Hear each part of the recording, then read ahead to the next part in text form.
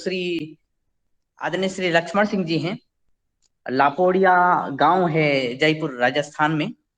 और उनके साथ ही जो हमारे मुख्य अतिथि हैं आज, उन्होंने जल संरक्षण के क्षेत्र में बहुत अच्छा कार्य किया है। और उसमें इसी वर्ष उन्होंने पद्मश्री भी उन्हें दिया गया है। और साथ में उनके साथ ही हमारे योगाहार के सदस्य, वरिष्ठ सदस्य आदरणीय पद्मश्री सुंदराम जी भी राजस्थान से जुड़े हुए हैं। उन्होंने 1 लीटर पानी से कैसे हम एक पेड़ को बड़ा कर सकते हैं, इस पे बहुत बड़ा कार्य किया है। साथ में राजस्थान से ही श्री किशन लाल देशवा जी भी जुड़ चुके हैं। और मैं आदरणीय मुख्य अतिथि जी से निवेदन करूं, संभवतः वो अभी लेफ्ट हुए हैं। आदरणीय मुख्य अतिथि जी को फोन लगाता हूँ, वो लेफ्ट हुए हैं या कुछ नेटवर्क की प्रॉब्लम होगी। असल में उन्होंने इस मीटिंग के तुरंत बाद एक मीटिंग में जाना है। और मैं तब तक मैं आदरणीय आपसे निवेदन करता हूँ कि आदरणीय हमारे सुंदराम सर जी इस मंच के पुराने सदस्य हैं। और आप पद्मश्री हैं, आपने बहुत अच्छा कार्य किया है। हाँ, जल संरक्षण के लिए खास करके वृक्षों को बढ़ाने के लिए, वन संरक्षण के लिए आपने बहुत अच्छा कार्य किया है। और साथ में ही आपके ये जब मैं बात कह रहा हूं तो हमारे आदरणीय पद्मश्री लक्ष्मण सिंह जी भी फिर जुड़ चुके हैं। आदरणीय मैं योगाहार के सभी सदस्यों के माध्यम से आपके बारे में 2 वचन बता रहा था कि आपने बहुत सुंदर कार्य किया है, खासकर जल संरक्षण के क्षेत्र में। कैसे आपने तालाबों को बचाया, कोई लगभग 100 गांवों के आसपास आपने तालाबों का संरक्षण किया। आपकी जो चौका विधि है जल संरक्षण की, वो बहुत फेमस हुई है। और अन्य कई बातें हैं जो आप आज स्वयं बताएंगे अपने इस संघर्ष की और सफलता की कहानी। और आपके साथ ही आपके मित्र श्री किशन लाल देशमा जी भी जुड़ चुके हैं। और साथ में ही आदरणीय श्री सुंदराम जी जो पद्मश्री हैं और योगाहार में पहले भी आए हैं, हमारे योगाहार के सदस्य हैं, वो जुड़ चुके हैं। ये सब आपसे वार्ता रखेंगे। सबसे पहले आप सभी की तरफ से आदरणीय लक्ष्मण सिंह लापड़िया जी को, जो लापड़िया गांव से जयपुर से हैं, आपका बहुत बहुत स्वागत है। आदरणीय, आप ये बताइएगा कि किस तरह से आपने इस मुहिम को आगे बढ़ाया, किस तरह से आपने अपनी बचपन के दिनों से संघर्ष किया। और जल संरक्षण, वो भी राजस्थान जैसे प्रदेश में एक बहुत बड़ी चुनौती है, वहां आपने साकार किया। तो बहुत बहुत स्वागत है सर आपका योगाहार के 722वें इस दिवस पर, जो Patanjali organic research institute Haridwar और पतंजलि किसान समृद्धि के माध्यम से आगे बढ़ाया जा रहा है। और सभी आदरणीय किसान इसमें निरंतर भाग ले रहे हैं। जी, बहुत बहुत स्वागत आदरणीय श्री लक्ष्मण सिंह जी का।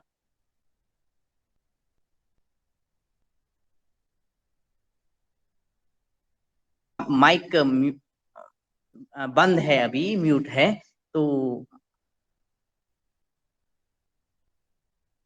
सर आप जो माइक है ना, उसे ऑन कर लीजिएगा, अनम्यूट कर लीजिएगा, उसको टच कर लीजिएगा।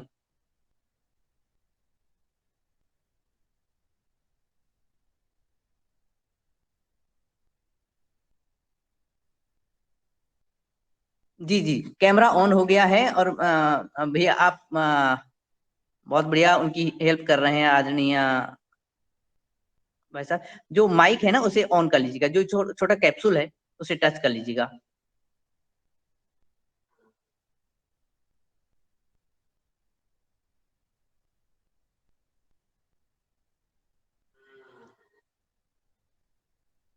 जब तक हाँ, आदरणीय लक्ष्मण सिंह जी हमारे, हाँ जी जी, बहुत बहुत स्वागत सर, बहुत बहुत स्वागत है आपका।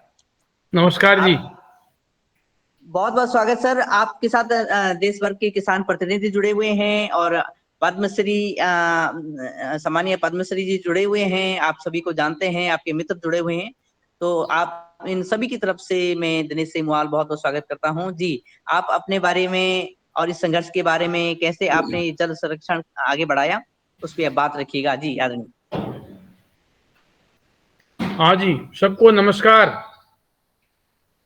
आवाज आ रही है? जी जी आ रही है आवाज? जी आ रही है, आ रही जी, है आवाज आवाज। आ रही है। अच्छा, बहुत बढ़िया, धन्यवाद सबको। सबको नमस्कार। हाँ जी, आ रही है सर, आ रही है। आ रही है, चलो अच्छी बात है। तो मैं बोलना स्टार्ट करूं? जी जी, स्वागत है सर। जी सर। मेरा गांव जो है वो जयपुर जी जिले सर। का दूदू तहसील का लापोड़िया गांव है। 40 वर्ष पहले एक तालाब था लापोड़िया में, वो टूटा हुआ था।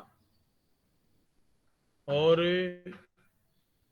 लापोड़िया में पानी की कमी आ गई थी, क्योंकि ये इलाका जमीन काठी है, इसको काठेड़ा बोलते हैं।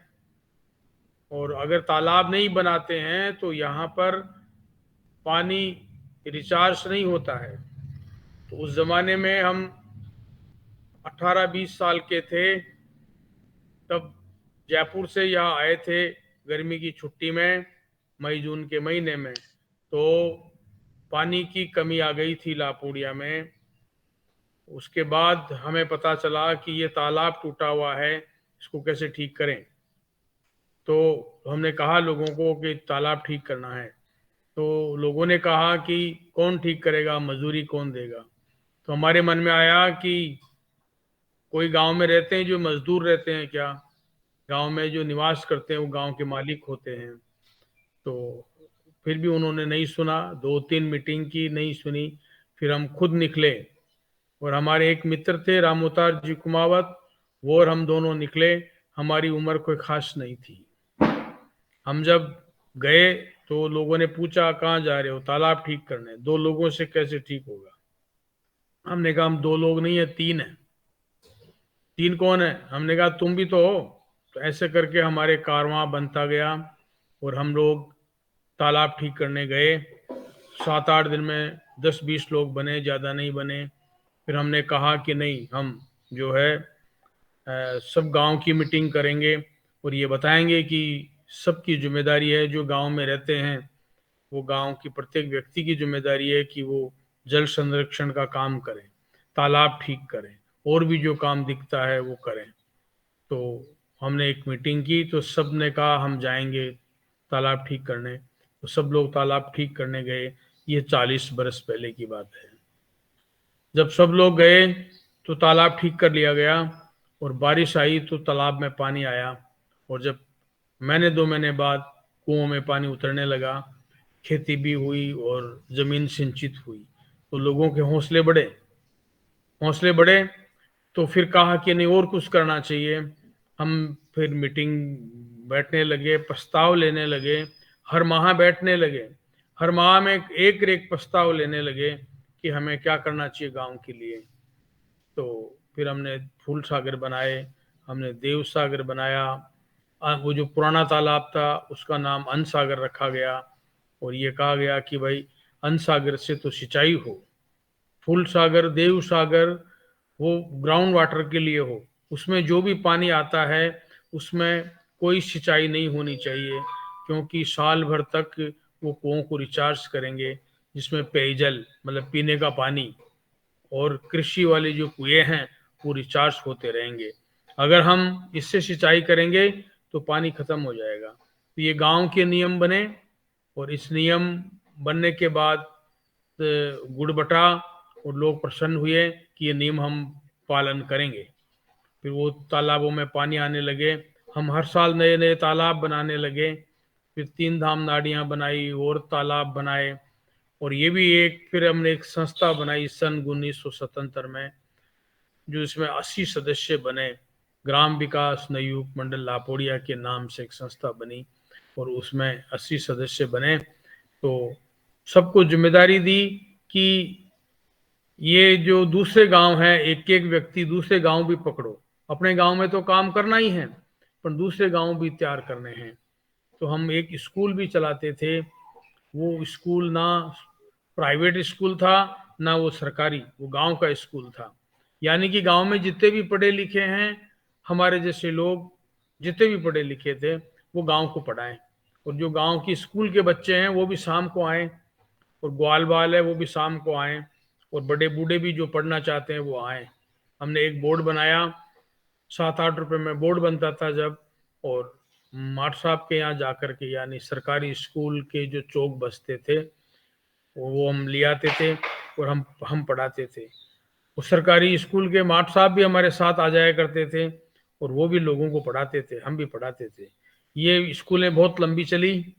उसके बाद फिर कुछ सरकारी स्कूलें खुल गई 2006 में, तो हमने वो स्कूलें बंद कर दी। लेकिन वो गांव का स्कूल था, ना किसी की सैलरी थी, ना कोई स्कूल बना हुआ था। जिनका घर कोई ज़्यादा बड़ा बना हुआ है, किसी का बरंडा है या किसी की और कोई जगह या कोई घर खाली पड़ा है, तो उसमें पढ़ाते थे। ये ऐसे स्कूल हैं।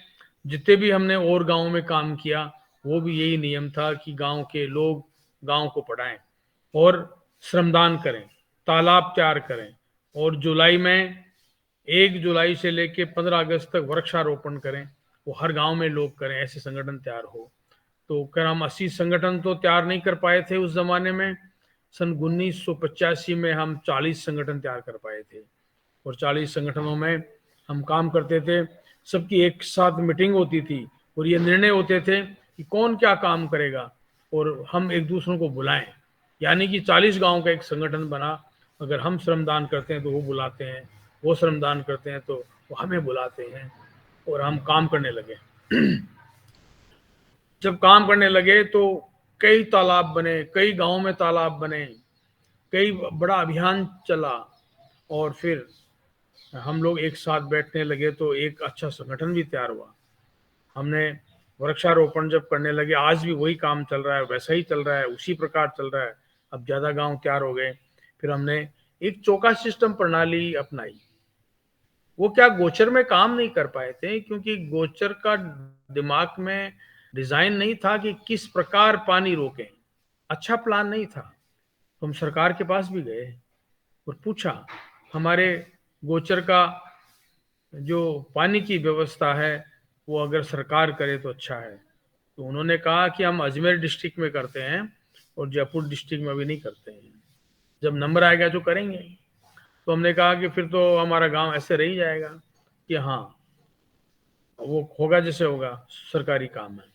तो हमने कहा कि नहीं, हाँ हमें बताओ हम कैसे करें। तो उन्होंने कहा कंटूर बंदी से करो जो अजमेर डिस्ट्रिक्ट में है। मैं कहा वो तो हम देख के आए, वो ठीक नहीं है। वो एक जगह टूटता है तो फिर सब जगह टूटता हुआ फिर एक अलग रास्ता और जाता है, पानी बहता है, उसके साथ मिट्टी बहती है, वो कंटूर बंदी ठीक नहीं है। तो वो भी चिढ़ गए। उन्होंने कहा कि आप कौन से इंजीनियर हो, कहाँ से पढ़ाई की है, क्या करते हो, हमारे कार्यक्रम को फेल बताते हो। हमारे बड़े बड़े इंजीनियर हैं जो देश विदेश जाते हैं, वहाँ सीख के आते हैं, यहाँ पे 200 करोड़ खर्च करते हैं। उस जमाने की बात है, 200 करोड़ बहुत माना जाता है। आप क्या खर्च करते हैं? हमने कहा हम तो श्रमदान से काम करते हैं। वो भी हंसने लगे, क्या बेवकूफ लोग हैं, यहाँ आ जाते हैं फालतू। तो हमने वहाँ देख करके वो उन्होंने सुना नहीं हमारा। फिर हम आकर के कालू दादा और कुछ हमारे साथी बाकी लोग थे, वो गोचर में हर दिन घूमते थे, बारिश में भी घूमते थे, गर्मी में भी घूमते, और ये सोचते थे कि ये पानी कैसे रोका जाए जो सही तरीके से रुके। तो उन्हें नेचुरल गड्ढे देखे, तो 9 इंच जो गड्ढे थे उसमें अच्छा घास था, और जो 3-4 फुट के गड्ढे थे उसमें पानी सूखने के बाद जमीन फट जाया करती है, जैसे तालाब सूखता है तो जमीन फटती है, और अगर ऊंची जगह है तो वहां घास नहीं आता है।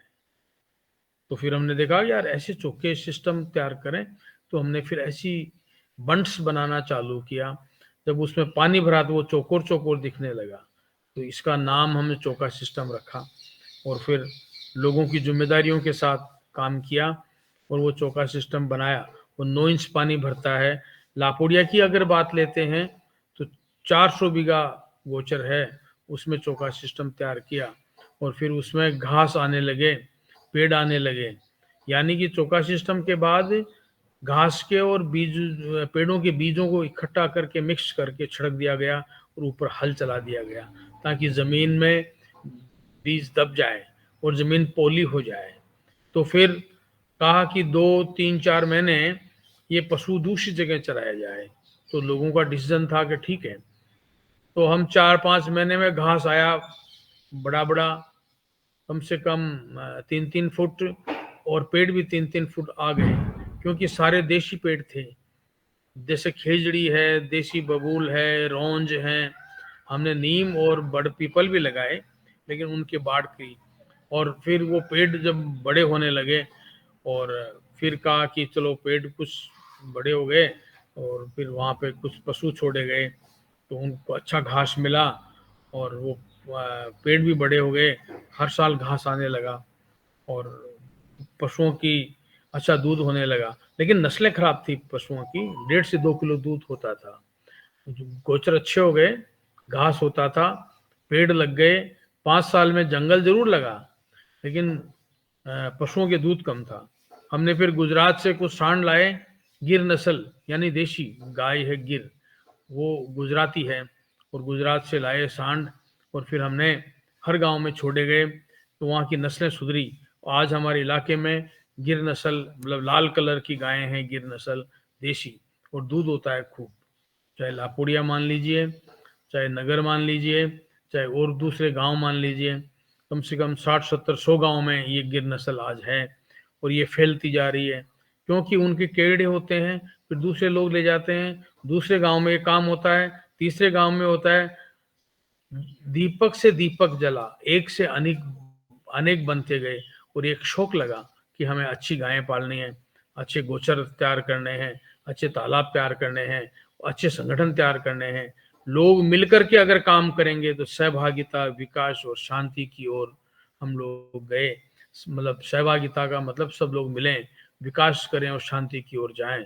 सहभागिता, विकास और शांति का एक सूत्र लेकर के हम लोग चले, तो आज बहुत बड़े इलाके में हम सब लोग कामयाब हुए हैं। मैं अकेला ही नहीं, और सब लोग भी कामयाब हुए हैं, क्योंकि मेहनत एक की नहीं है, अनेक की है, मिल करके हैं, और शांति की है।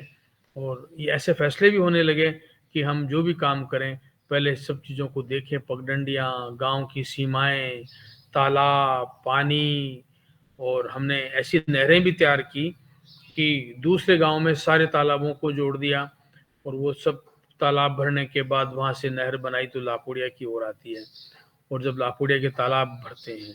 इसी प्रकार कई चीजें ऐसी तैयार की हमने जल संरक्षण के लिए, और फिर सिंचाई होने लगी, जमीनें उपजाऊ होने लगी, जमीनें जो देशी खाद है वो डालने लगे, और मॉइस्चर आने लगी, तो पेड़ आने लगे, घास आने लगे, घास को खाने वाले जीव हैं, जैसे गाय है और भी वन्य जीव हैं, और जब गोबर करते हैं तो उससे जमीन उपजाऊ होती है।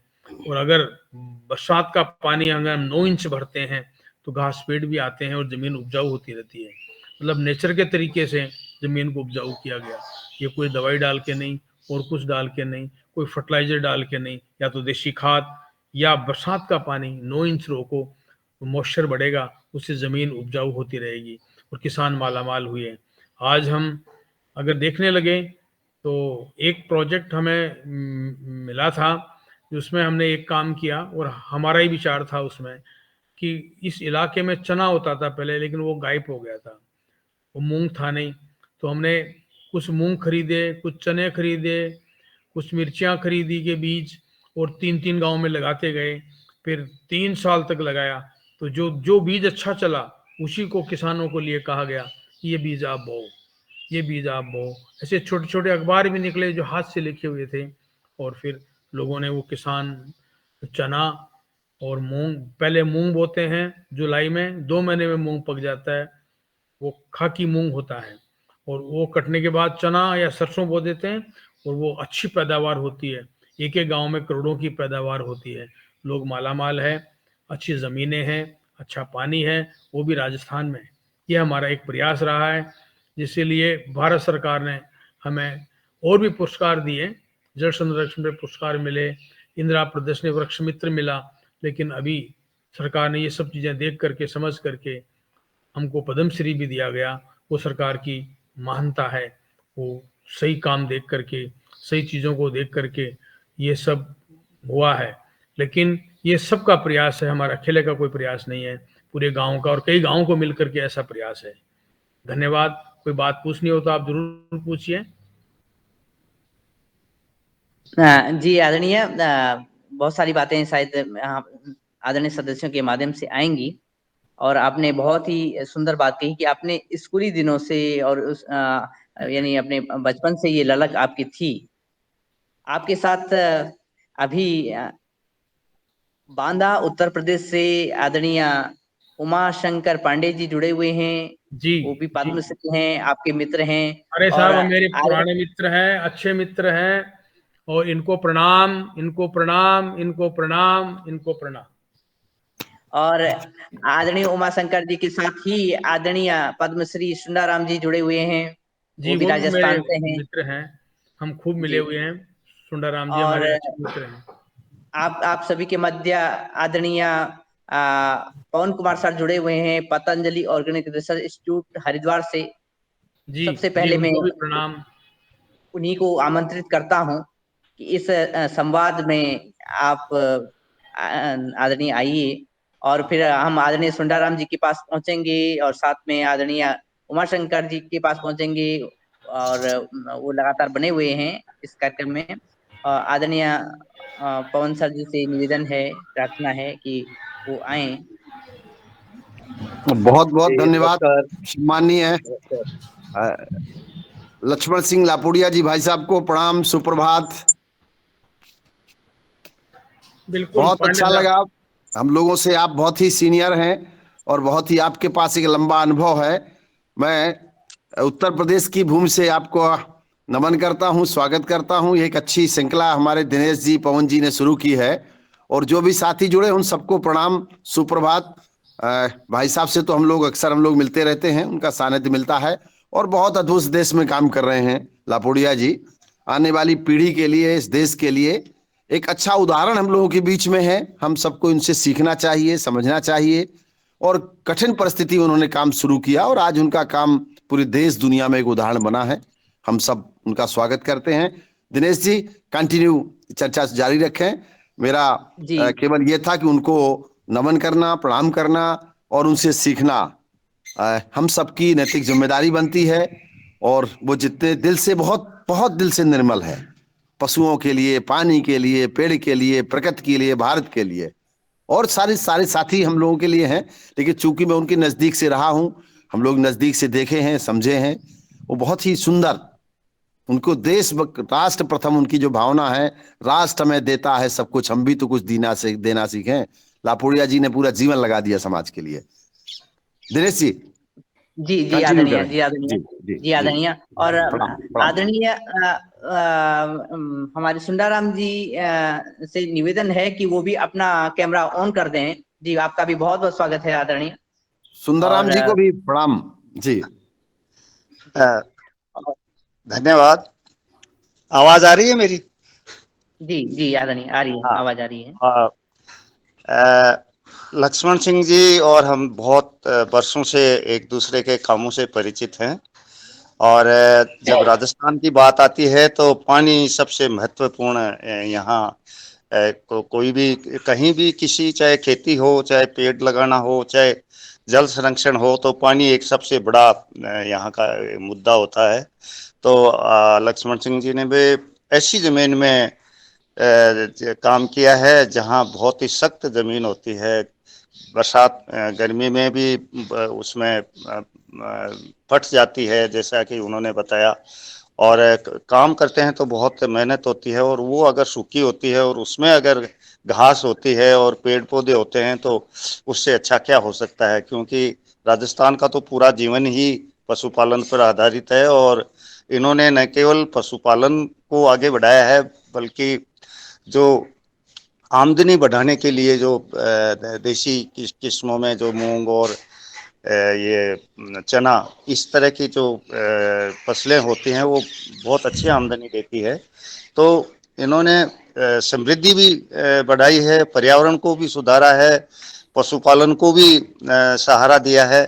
और मेरा भी लगभग मिलता जुलता उसी तरह से काम है कि पानी में, कम से कम पानी में अधिक से अधिक उसका उपयोग करके किस तरह से हम उसका उपयोग करें, किस तरह से पेड़ लगाएं, किस तरह से पेड़ों के साथ साथ में खेती करें। और बहुत सारी ऐसी देसी किस्मों का विकास किया है जो पूरी तरह से देसी हैं और उनमें बहुत अच्छी पैदावार भी आई है। मैं कुछ जो किस्में अच्छी आई हैं मैं लक्ष्मण सिंह जी को भी देने की कोशिश करूंगा। अभी 5-7 दिन पहले हम एक साथ मिले थे तो वहाँ भी कुछ प्रदर्शन किया था। तो पतंजलि ने जो ये किया है कार्यक्रम, इस तरह के जो कार्यक्रम किए जाते हैं उससे बहुत ही लोगों को जानकारी मिलती है, बहुत सारे लोग जुड़ते हैं और बहुत फायदा होता है। और उमा शंकर जी ने भी अभी अपने विचार व्यक्त किए, उनको भी बहुत बहुत धन्यवाद। और मैं अपनी वाणी को यहीं विराम देता हूँ। धन्यवाद। जी आदरणीय, धन्यवाद। और आपका जो कार्य है बहुत ही अनुकरणीय है, प्रेरणादायक कार्य है। और अभी भी आप जल्दी ही प्रति लीटर एक पेड़ यानी 30,000 पेड़ आप लगाने वाले हैं, जल्दी आपने बताया था कल की हाँ हमारी वार्ता में। हाँ और जी, हाँ, इस साल हम आपके साथ 30,000 पौधे 1 लीटर पानी से लगाने जा रहे हैं। और धीरे धीरे कोशिश करेंगे कि पिछले साल 10,000 पौधे थे, उससे पहले 2,000 पौधे थे। तो जब उनको दिखाते हैं कि ये पिछले साल के पौधे हैं, और हम मई जून में दिखाते हैं जब तेज गर्मी होती है, उस समय दिखाते हैं कि देखो 1 लीटर पानी वाले पौधे कैसे चल रहे हैं। उनको लगाया था 12 महीने पहले, उस समय 1 लीटर पानी दिया था और मई जून में क्या स्थिति है। तो फिर लोग प्रेरित होते हैं और वो फिर आगे से आगे ये बढ़ता जा रहा है। तो कोशिश जी कर जी रहे हैं आदरणीय, कि एक बड़ा अभियान चलाएं जो पूरे राजस्थान को हरा भरा कर दे। बहुत सुंदर। तो आदरणीय सुंदरराम जी हमारे साथ जुड़े हुए हैं, आदरणीय लक्ष्मण सिंह जी जुड़े हुए हैं, आदरणीय उमा शंकर जी के साथ साथ पतंजलि के सभी आदरणीय सदस्य जुड़े हुए हैं। और राजस्थान से आदरणीय कृष्ण लाल देशमा जी भी जुड़े हुए हैं। लेकिन सबसे पहले हम आदरणीय पवन सर जी के पास पहुंचते हैं, पतंजलि हरिद्वार, और वो आपके साथ वार्ता साझा करेंगे। जी आदरणीय, स्वागत है। हाँ कर दो। जी, आज के हमारे मुख्य अतिथि लक्ष्मण जी को बहुत अभिनंदन, बहुत आपका मैंने कल आपका वीडियो भी देखा और आपकी जो चौका विधि है उसको मैंने उसको वीडियो के माध्यम से देखा। और आज हमारे साथ जुड़े हुए उमाशंकर जी, सुंदरराम जी, आप 3 लोग जो पद्मश्री से सम्मानित हैं, हमारे मंच के लिए तो बहुत गौरव की बात है कि इतने 3 लोग एक साथ हमारे इस मंच में, इस योगा हर कार्यक्रम में जुड़ रहे हैं और अपनी बातें कह रहे हैं। और हम इस सब से प्रेरणा लेते हुए शायद कुछ अच्छा काम और लोग भी करें। इस अवधारणा के साथ हम लोग शायद आगे काम करेंगे और आने वाले समय पर जब हम 2 साल पूर्ण करने वाले हैं इस योगा हर कार्यक्रम में, तो उस समय भी हम शायद जब अपना चिंतन करते हैं कि हमने इस समय में क्या पाया, क्या सीखा, क्या प्रभाव रहा, जमीनी स्तर पर क्या कुछ परिवर्तन हम कर पाए, क्या कुछ हमने कदम उठा पाए आगे की तरफ बढ़ने के लिए, कुछ सकारात्मक करने के लिए, तो उसका भी चिंतन आने वाले 2 मई को हम लोग करने वाले हैं। और मुझे आशा है कि इसी प्रकार से ये जो सीखने सिखाने की जो प्रक्रिया है हमारी, उसमें हम एक दूसरे से सीखते हैं, एक दूसरे की बात सुनते हैं और कुछ अच्छा करने का प्रयास भी करते हैं। तो आपको आप सभी लोगों को बहुत नमन। और आज के कार्यक्रम में जुड़े हुए जितने भी हमारे साथी हैं, आपको भी एक अद्भुत अनुभूति हो रही होगी कि हमारे साथ बिल्कुल ज़मीनी स्तर पर जुड़ने वाले जो लोग, जो व्यक्ति हैं जिनको भारत सरकार ने पुरस्कृत किया है, वो शायद ऐसा मंच कम ही देखने को मिलता है। और हमें हमें बहुत खुशी है और बहुत अच्छा लग रहा है कि इस तरह के मंच के माध्यम से हम एक-दूसरे की बात सुन कर के कुछ नया कुछ करने का प्रयास करेंगे। और जो भी विधि आती है, जैसा कि हम बातचीत कर रहे हैं, हम जल संरक्षण के ऊपर अभी बातचीत हो रही थी। जब से उमाशंकर जी ने अपना उद्बोधन दिया था, तब से नियमित रूप से कोई ना कोई अपने जल संरक्षण के ऊपर हमारी बातचीत हो रही है। और मुझे लगता है कि जैसा उनका सुझाव भी था कि हम जल के अलग-अलग विधियों के ऊपर बातचीत करें, तो शायद इसी कड़ी पर आपके जो शब्द हैं उसी का ही हम अनुसरण कर रहे हैं, आपके बताए मार्ग पर ही चलने का प्रयास कर रहे हैं। इसमें दिनेश जी बहुत मेहनत कर रहे हैं, सबको नए नए लोगों को जोड़ते हुए जोड़ने का प्रयास करते हुए आगे बढ़ने का प्रयास हमारे सबसे तरफ से किया जा रहा है। तो हम सब एक दूसरे की बात सुनते हुए और उनका सम्मान करते हुए और उनके द्वारा दिए गए अनुभव को अपने जीवन पर किस प्रकार से हम ला सकते हैं, इसका हम प्रयास इस मंच के माध्यम से करते हैं। चाहे वो योग का हो, चाहे वो जो भी विषय हमारे इस मंच के उसमें होते हैं। वैसे तो आहार के ऊपर हमने सोचा था कि हम आहार के ऊपर बातचीत करें, लेकिन आहार के विभिन्न आयाम, जिसमें मिट्टी, जल, कीट पतंग, संस्कृति, संगीत, आध्यात्म, पुरातन संस्कृति, ये भी सब हमारे साथ इस मंच के माध्यम से जुड़ गए हैं। और मुझे लगता है कि इसका फायदा इस जो हमारे साथी हैं उनको मिला है, और जो लोग इसमें जुड़े हुए हैं उन्होंने भी इसमें इस तरह की इसका एक अनुभव लिया है। तो आज पुनः सभी का स्वागत करते हुए और इसको देखते हुए कि ये कार्य हमारा बहुत सुंदर तरीके से, ये स्वैच्छिक कार्यक्रम के रूप में जो हम योगाहार का कार्यक्रम चल रहा है, इसमें स्वेच्छा से ही सब कुछ हो रहा है। और स्वेच्छा वाला कार्य जो है वो हमें लगता है कि सबसे अच्छा होता है, वही स्थायी होता है। प्रलोभन, लोभ के उसमें दिया गया कार्य कभी भी ज्यादा समय तक नहीं रहता है। तो आप सब लोगों ने भी बहुत जो भी कार्य किए स्वैच्छिक रूप से किए, और शायद इसीलिए आपको ये कार्य करने में एक आंतरिक रूप से भी मजबूती मिली, एक उत्साह मिला, और उसका प्रभाव औरों के जीवन पर भी पड़ा, ऐसा हमारा मानना है। तो हम सब लोग स्वैच्छिक रूप से कार्य करते रहे, और हमने आने वाले अपने 2 साल के कार्य का जो शीर्षक है उसका नाम भी हमने सोचा है कि स्वेच्छा से योगाहार। उसकी जो थीम है वो है स्वेच्छा से योगाहार, और स्वेच्छा से अगर हम कार्य करेंगे तो निश्चित रूप से उसमें हमें कुछ अलग अनुभूति होगी, ऐसा मानना है। तो इतना कह के मैं आज अपनी वाणी को विराम देता हूँ। आप सभी को बहुत बहुत नमन, आप इस सदन को नमन, धन्यवाद सभी को, नमस्कार। जी आदरणीय, बहुत बहुत धन्यवाद। ये आपका मार्गदर्शन रहता है कि हम अलग अलग विधाओं पे वार्तालाप करते हैं, और हमारे जो जुड़े हुए सभी आदरणीय सदस्य हैं वो अलग अलग क्षेत्र में, खेती से लेकर के संरक्षण के क्षेत्र से लेकर के हर क्षेत्र में वो अलग अनुभव रखते हैं, विशेष अनुभव रखते हैं, जिनसे हमें सीखने का मौका मिलता है।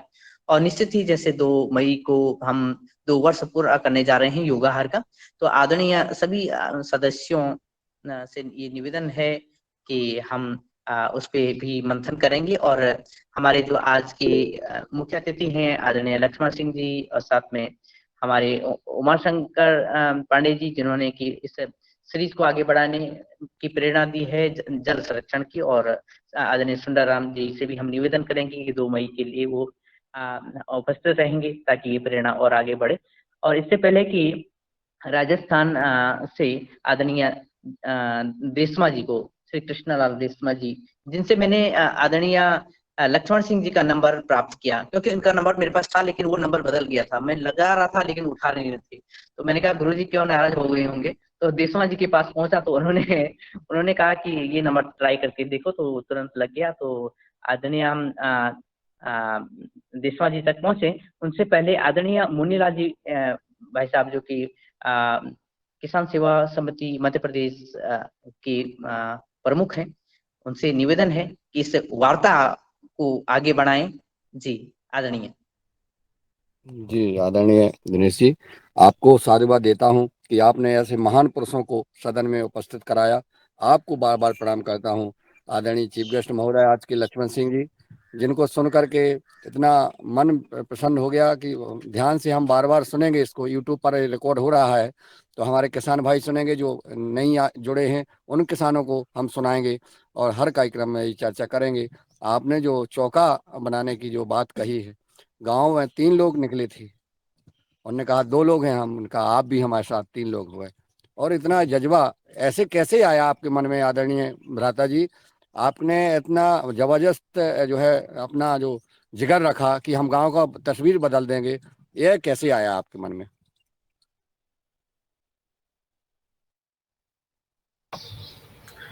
असल में हमारे एक मन में एक बहुत बड़ी बात थी कि वो हमारा गांव है और उसका गांव लापोड़िया नाम है। लापोड़ का मतलब है पागल होता है। और बहुत पहले से लोग आपस में लड़ते थे, काम नहीं करते थे, तालाब टूटे हुए थे और मुकदमेबाजी में फंसा हुआ था गांव। और जो आए उसको कोई पिटाई करे, कोई कुछ करे, तो लोग बाग आपस के लोग उसको, पहले गांव किसी जमाने में रामगढ़ नाम था और फिर लपोड़ हो करके लपोड़िया नाम हो गया। तो हमारे मन में ऐसा आया कि जब हम लोग रहते हैं उस गांव में, तो क्या ये गांव लपोड़ हो सकता है? नहीं हो सकता। ये गांव ऐसा बनेगा जो सबको ज्ञान देगा। ये गांव गुरु बनेगा जो दूसरे गांवों को कुछ शिक्षा दे पाएगा। तो हम, एक बड़ी बात थी कि तब से हम स्कूल जाना बंद कर दिया और इसी काम में लगे। जब हम 10वीं क्लास में पढ़ते थे तो 10वीं क्लास की परीक्षा हमने नहीं दी और हम इसी काम में लगे कि हमको जो पढ़ाई है, ज्ञान है, वो धरती माँ का होना चाहिए। और अगर हम ये काम नहीं करेंगे तो गांव में पानी नहीं है या आपस में लड़ाइयाँ है तो फिर गांव बर्बाद हो सकता है। हम आबाद होकर के क्या करेंगे? अगर अकेला आदमी आबाद हो जाए और गांव बर्बाद हो जाए तो कोई मतलब नहीं है इसका। अगर कोई नौकरी करके अच्छे पैसे कमा ले उसका कोई मतलब नहीं है। पूरे देश को आगे बढ़ाना है, पूरे गांवों को आगे। जब गांव आगे बढ़ेंगे तो देश आगे बढ़ेगा। ये हमारे एक मन में बात थी और ये वो जो आज जिसकी के मन में होती है तो वो उसी कदमों पे चलता है और जब कदमों पे चलता है तो उसकी सफलताएं मिलती है, चाहे मन में कोई भी बात हो। क्योंकि मन का ही, अपनी बुद्धि का और मन का ही अपना खुद का ड्राइवर होता है कि जैसे मन कहता है जैसा आदमी काम करता है। हमारे एक मन में और है कि हमारे ये देश का गांव है, हम देश का काम करें तो हमारे गांव से शुरुआत करेंगे। और हमने ये काम किया। हमने गांव से शुरुआत की और 70-80 गाँव तक पहुंचे। वैसे हमारे पास संस्था के पास और भी प्रोजेक्ट्स हैं, जैसे जल जीवन मिशन का है, लेकिन वो एक अलग काम है। लेकिन ये काम अलग है कि ये धरती माँ की सेवा करने का काम है, माँ की सेवा करने का काम है। धरती माँ तो माँ की भी माँ है, इसलिए हमने ये जज्बा लिया। और अगर गांव में बैठ के अगर हम कमेटियां बनाते हैं, फिर जब मैंने कुछ चीजें भूल गया था, एक बात बड़ी है, एक यात्रा निकालते हैं हम, धरती जतन। उसको 36 साल हो गए और वो हमारे पुष्कर, यहाँ एक सरोवर है अजमेर डिस्ट्रिक्ट के, अजमेर के पास, जब उसकी पूजन होती है तो वहां से उसी दिन हमारी एक यात्रा निकलती है, धरती जतन। हर गांव में तालाब पुष्कर क्यों ना हो, भावना ही तो काम कर रही है ना। और वहां से जल ला करके वहां उस हर गांव के तालाबों में विसर्जन किया जाता है ताकि गांव उसको पुष्कर समझे। और हर गांव का पुष्कर होना चाहिए, हर गांव का जंगल होना चाहिए। और हमारे गांव की परिधि में जो जीव हैं उनको क्यों मारें, क्यों सताएं? कोई किसी जीव को नहीं मारना, ऐसा निर्णय भी हमने लिए गए उसी यात्रा के थ्रू।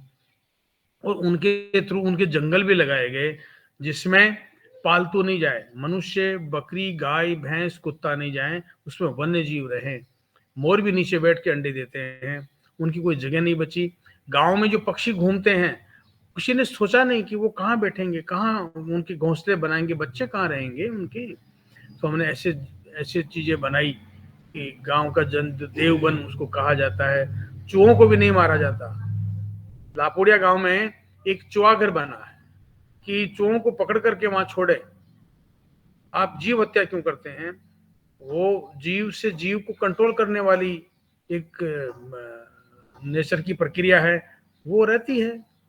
जैसे मान लीजिए कि अगर चूहे को वहां छोड़ते हैं तो वहां चील भी आती है, वहां पे सांप भी रहते हैं, वहां पे बिल्ली भी रहती है, उनका भोजन है वो। हम उसको मार करके, जहर खिला करके मतलब चूहों को मारते हैं। और मरे हुए जहर खाए हुए चूहे अगर कोई कुत्ता खाएगा, चील खाएगी या सांप खाएगा तो वो मरेंगे। तो ये गलत तरीका है। और खेतों में भी जहर नहीं डालना चाहिए क्योंकि वो धरती माँ है। और वो हमको इतने वर्षों से, हजारों वर्षों से पूर्ति करी आ रही। आज जहर डाल करके क्यों खेती लेंगे हम लोग? तो हमारी एक जज्बा था, और वो जज्बा कामयाब होता है चाहे किसी का भी हो। हम कोई विशेष नहीं थे, हमको एक जज्बा था, जो हर आदमी के जज्बा होता है। जैसा जज्बा होता है वैसा वो कामयाब होते हैं, मेरा ऐसा मानना होता है। जैसा जज्बा होता है वो कामयाब होते हैं। यह भाव और ये हम सबको ये मार्गदर्शन आपका मिल रहा है। हमारा जज्बा है हमारे दैनिक व्यवहार कार्यक्रम का कि हम देश की को जागरूक करें, प्राकृतिक जैविक खेती, सामाजिक में बदलाव आए, और ये दैनिक व्यवहार कार्यक्रम देश भर के विभिन्न जिलों में गांव तक पहुंचे, और आप सबका मार्गदर्शन जो आप का लेकर के हम सब किसान भाई जो सुन रहे हैं वो जनप्रतिनिधि हैं, कहीं ना कहीं किसानों के हैं, कहीं कोई वैज्ञानिक भी जुड़े हुए हैं, वो अपना अपना संवाद हर जगह करें और इस कार्यक्रम को गांव गांव तक पहुंचा दें। हो सकता है आपके पास जब आप चले थे जज्बा लेकर के, उस समय कोई मार्गदर्शक नहीं थे विशेष, आपका ही जज्बा था, लेकिन आज हमारे दैनिक उघाड़ कार्यक्रम में 3-3, 4-4, 5-5 पद्मश्री एक साथ एक सदन में जुड़ना एक छोटी बात नहीं है। ये पूरा मथा हुआ, जैसे घी जब बन जाता है, पक घी हम गर्म करके बिल्कुल जब शुद्ध कर लेते हैं, वो ऐसा आज हमें यहाँ मार्गदर्शन मिल रहा है आप लोगों का। तो इससे और बड़ी बात क्या हो सकती है? हम सौभाग्यशाली हैं आप सबके कि आपका अनुभव, एक एक अनुभव हम सबको मार्गदर्शन देने का कष्ट करें। तो सदन में हमारे भाई बहन का कोई जज्बा है, हमारी बहनों के भी जज्बा है। हम जब गांव में जाते हैं तो चाहे वो चंदना गांव हो, चाहे कोई भी गांव है, ऐसे कई गांव ऐसे देखे हैं जहां बहनों के भी आगे आ रही हैं बहनें, और भाई इकट्ठे काम कर रहे हैं, गांव को आदर्श बनाने का जज्बा लेके चल रहे हैं। ये जज्बा हमें लगता है कि हमारा पूरा हो, और सदन में भाई बहन उपस्थित अपना सवाल कर सकते हैं, और बड़ा अनुभव आपको सुनने को मिलेगा। आप चर्चा करिए, अपना हैंड यूज कर दीजिए या अनम्यूट करके बात कर लीजिए। ये आदरणीय बने सिंह आर्य नमस्कार जी। लक्ष्मण जी, आज के हमारे मुख्य अतिथि को मैं प्रणाम करता हूँ। आपको भी बहुत बहुत सुंदर कार्य जो आपने किया है, वो बिल्कुल सदन के सभी लोगों का मन प्रफुल्लित हो गया है। आपने जो एक शब्द बोला है वो बहुत अच्छा लगा मुझे, कि गांव में मजदूर नहीं रहते हैं। जी गांव में भारत की आत्मा रहती है। जी ग्राम उदय से भारत उदय है। गांव के जो किसान और गांव का जो आदमी रहता था वो पूरे संसार को पालता था, पूरे संसार के लोगों को मजदूरी देता था। उनकी एक आशा रहती थी गांव के किसानों के ऊपर और गांव के लोगों के ऊपर, के हमें शुद्ध जल भी मिलेगा तो गांव के लोगों से मिलेगा, हमें मान सम्मान भी मिलेगा तो गांव के लोगों से मिलेगा। गांव में स्वाभिमानी लोग रहते हैं। आप सवाल करिए आदरणीय बने सिंह जी, आप सवाल जी करें तो सब लोगों को लाभ मिल जाएगा। जी जी आपका जी। हाँ, ये सवाल कर सकते हैं। बहुत अच्छा लगा आपके वार्तालाप सुन करके। आपने जो मुझे बोला कि वो सदन में बोला आप लोगों ने कि गांव में मजदूर नहीं रहते हैं, इसके जी ऊपर थोड़ा सा और प्रकाश डालेंगे तो बहुत अच्छा रहेगा जी। जरूर जरूर। जी क्या होता है कि धीरे धीरे ये जो सरकार का बांटना, हम ये दे देंगे ये दे देंगे, वो काम जरूर करें, पर ऐसे लोगों को नहीं बनाएं कि वो कोई चीज को मांग मांग ही करते रहें। हमारा मानना ये था कि हम जिस गांव में रहते हैं तो पानी भी बाहर से नहीं आए, अनाज भी बाहर से नहीं आए, हम लोगों को दें या सरकार को हम दें, क्योंकि धरती हमारे पास है। और कम से कम राजस्थान में 95%, 90 से 95% धरती जो है किसानों के पास है। और किसान को बहुत कुछ करना है, जमीन को सुधारना है, अनाज पैदा करना है, लोगों की सेवा करनी है। जय जवान जय किसान, ये दोनों मजबूत होने हैं और आदर्श होने हैं। हमें ये भी करना है कि हम भोजन लोगों को शुद्ध दें, वो देखे चाहे ना देखें, जमीन को मां मान करके उनकी सेवा करें, पानी को एक अमृत की धारा मान करके उसको बचाएं या उसकी रक्षा करें या उनकी सेवा करें। तो ऐसी बहुत सारी चीजें हैं जो सब मन से जुड़ी हुई होती है, और वो लोगों से शेयर करें, लोगों के बीच में बैठ के बात करें। तो हमने बात की थी तब वो लोग हंसते थे, क्योंकि वो वैसे नहीं थे। तो जब बार बार ये बात की जाएगी, बार बार सुनी जाएगी, तो फिर उनके समझ में आने लगेगा और वो काम करने लगेंगे। क्योंकि आप शेयरिंग करिए, विचार का शेयर करिए। जब विचार का आप शेयर करेंगे तो गांव में भी जाएगा और पड़ोसी गांव में भी जाएगा, देश में भी जाएगा, और लोग वैसे बनने लगेंगे। तो अगर हमको देश बनाना है तो फिर अपने गांव से काम शुरू करना पड़ेगा, धरती माँ से काम शुरू करना पड़ेगा, और उसी को नमन करके अगर हम खेत पे जाते हैं तो खेत की मेड़ पर जूतियां खोल करके और फिर झुका करके खेतों को नमन करना चाहिए। वही खेत उत्पादन देंगे, वही खेत हमारे पास रहेंगे। अगर हम उसको भोगवादी संस्कृति से बात करेंगे, वैसा व्यवहार करेंगे, तो खेत बिकते हैं। किसान खेत बेचता है, वो माँ समझेगा, धरती माँ को नमन करेगा तो उससे प्यार करने लगेगा और उस पर ठीक से काम करने लगेगा। ये प्रेरणा हमारे मन से मिलेगी, हमारे कर्म और कर्तव्यों से मिलेगी, हमारी भावनाओं से मिलेगी। तो इसका विकास करना चाहिए। इसलिए हम ये बात कह रहे थे कि ये हमारा देश का गांव है। इस धरती पे जो भी जीव रहते हैं वो हमारे हैं। उनके लिए भोजन की व्यवस्थाएं, उनकी सुरक्षा, उनका आवास हमारी जिम्मेदारी है, और हमारे भाइयों की तो है ही है। पर अधिकतर आजकल सिर्फ मनुष्य के आधार पर ही काम होता है। उनके आवास, उनके लिए सुविधाएं, उनके लिए आने जाने के साधन सरकारें भी अच्छी है, बढ़िया काम करते हैं, लेकिन अगर आवास का खर्चा देते हैं तो मनुष्य के लिए तो देते हैं। कभी कहा ये कि पक्षियों के लिए क्या किया?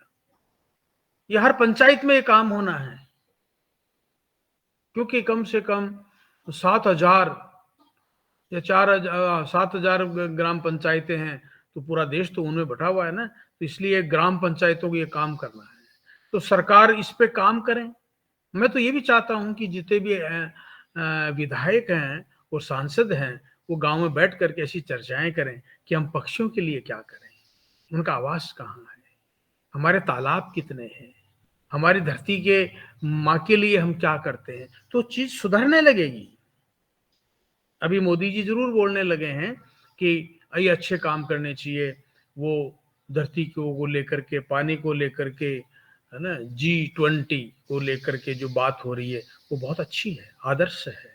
वो शहरों में जाएगी, गांव में जाएगी, देश में जाएगी, विदेश में जाएगी। तो हमको भी ये काम करना है। जी आदरणीय, जो भारतीय शिक्षा बोर्ड का परम पूज्य स्वामी जी के सहयोग से भारत सरकार ने जो गठन किया है भारतीय शिक्षा बोर्ड, उसमें गांव का विचार, गांव की परंपरा निश्चित समाहित है। और हम सब गांव में निकले, गांव वालों को मोटिवेट करें, ये सब बात आएगी जरूर। मैं आदरणीय ओंकार नाथ जी हमारे झारखंड से हैंड रेज किया है, उनको मैं आमंत्रित करता हूँ वो अपना संवाद करें माननीय जी से। जी, पूरे सदन को प्रणाम और आज के मुख्य अतिथि को नमस्कार। आज बहुत ही गर्व की बात है कि आज हमारे मंच पर 3 महापुरुष पधारे हैं। ये बहुत ही गौरवशाली क्षण है इस मंच के लिए, और ये मंच पूरे देश भर में देशव्यापी बनते जा रहा है, और सभी समस्याओं का एक राष्ट्रीय स्तर का एक मंच तैयार हो रहा है। ये बहुत ही खुशी की बात है। मेरा प्रश्न है आदरणीय सुंदर राम जी से, कि मैंने भी प्लानिंग बनाया है वृक्षारोपण का अपने गांव के जहां जहां खाली जगह है, नदी हैं, तालाब हैं, रोड किनारे हैं, स्कूल हैं, कॉलेज हैं, जहां भी जगह खाली हो, सार्वजनिक स्थान हो, वहां पर सार्वजनिक जगहों पर वृक्षारोपण हो। निजी जमीन पर निजी लोग अपना वृक्षारोपण करें, बागवानी करें। तो इस तरह से एक शुरुआत मैंने किया है, लेकिन मुझे समस्या हो रही है कि अब अपने ये जो सार्वजनिक स्थानों पर अपने कुछ साथियों को लेकर गांव-गांव में कमेटी बना कर प्रयास किया, लेकिन इसमें समस्या हो रहा है कि फिर आगे चल करके लोग फिर समय नहीं दे पाते हैं, या फिर मेरे पास भी समय नहीं होता कि फिर हम व्यक्तिगत रूप से वृक्षारोपण अभियान को हम आगे बढ़ाएं। तो फिर गांव वाले फिर उसमें फिर परेशानी होता है कि गांव वाले फिर उसको, जब हम लोग वृक्षारोपण करते हैं तो उसको गांव वाले फिर उसको समझ नहीं पाते हैं कि भाई ये वृक्ष है, खड़ा होगा तो फिर गांव को फल देगा, लेकिन वो फिर उसको चरा देते हैं या बच्चे तोड़ देते हैं। इस तरह का फिर दर्द होता है मन में। जो वृक्ष को लगाया, बहुत मेहनत किया, बांस से घुरानी किया, जाली से घुरानी किया, पटवन किया, और फिर जब बड़ा होता है फिर उसको बकरी चर जाते हैं, जानवर चर जाते हैं, तो बड़ी कष्ट होता है। तो फिर आपने बहुत बड़ी एक सफलता हासिल किया है मेरे इस अभियान में। तो मेरा मार्गदर्शन करें कि हम इसमें कैसे आगे बढ़ें। ऐसे तो मेरा भी एक विचार है कि फिर हम व्यक्तिगत रूप से लोग वृक्ष लोग को पौधे लोग को दो दे या फिर वो लोग स्वयं अपना लगावें। मैंने एक इसका विकल्प तैयार किया है। लेकिन और थोड़ा सा आपसे मैं चाहता हूं कि मुझे मार्गदर्शन करें कि हम इसमें कैसे और आगे बढ़ें, इस वृक्षारोपण अभियान को हम अपने जिले में पूरे हर गांव तक ले पहुंचे। जी देखिए, ऐसा है कि जो भी जहां भी वृक्ष लगाते हैं तो सबसे पहला काम तो यही है कि वो सुरक्षित कैसे रहे, ये लगाने से पहले हमें सोचना है। तो इसके लिए पहले ये जगह देखें कि कौन सी ऐसी जगह है जो सुरक्षित है। तो कुछ स्कूलें होती हैं जहां उसके चारों ओर चार दीवारी होती है या फेंसिंग होती है। बहुत सारी गौशालाएं ऐसी हैं कि जिनकी जमीन है वो काफी सुरक्षित है, यानी बाहर के आवारा पशुओं को वहाँ मतलब जाने में कोई फेंसिंग वगैरह होती है तो कोई दिक्कत नहीं है बचाने में। तो आप ऐसी जगहों का चुनाव करें और उसके बाद में ये जो 1 लीटर पानी वाली टेक्निक है उसका आप कहीं भी उपयोग कर सकते हैं। जब राजस्थान में कर सकते हैं तो बाकी जगह तो ज्यादा ही बरसात होती है, उसी को हम जो बरसात का पानी है जो जमीन में अवशोषित होता है उसी का तो संरक्षण करते हैं, तो वो और ज्यादा आसान है।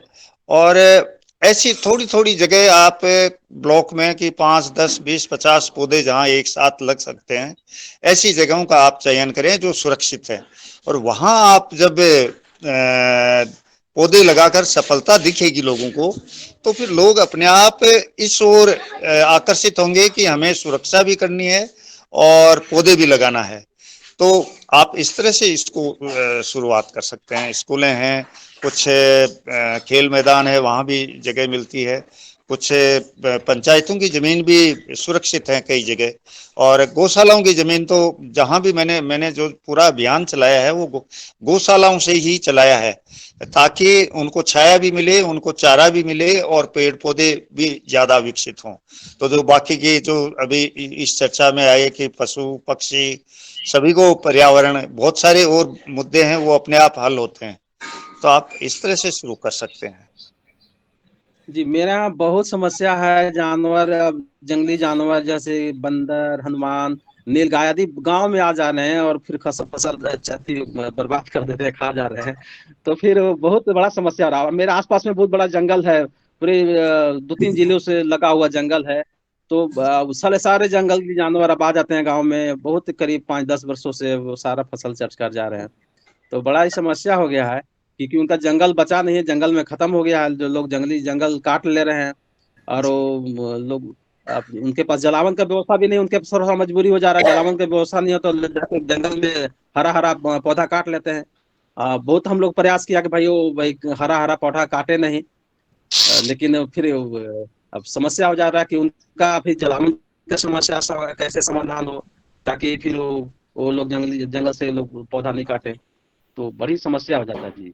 नहीं, बिल्कुल सही कह रहे हैं आप कि, लेकिन हमें शुरुआत तो ऐसी करनी होगी कि जैसे उसके पत्तों के रूप में चारा लेना है या उसके कोई मेडिसिनल प्लांट है, तो वो जब उनकी कटाई छंगाई करेंगे, ऊपर से छंगाई करने से पौधा बहुत अच्छा विकसित होता है, तो उससे लकड़ी भी मिलती है और उससे पत्ते भी मिलते हैं।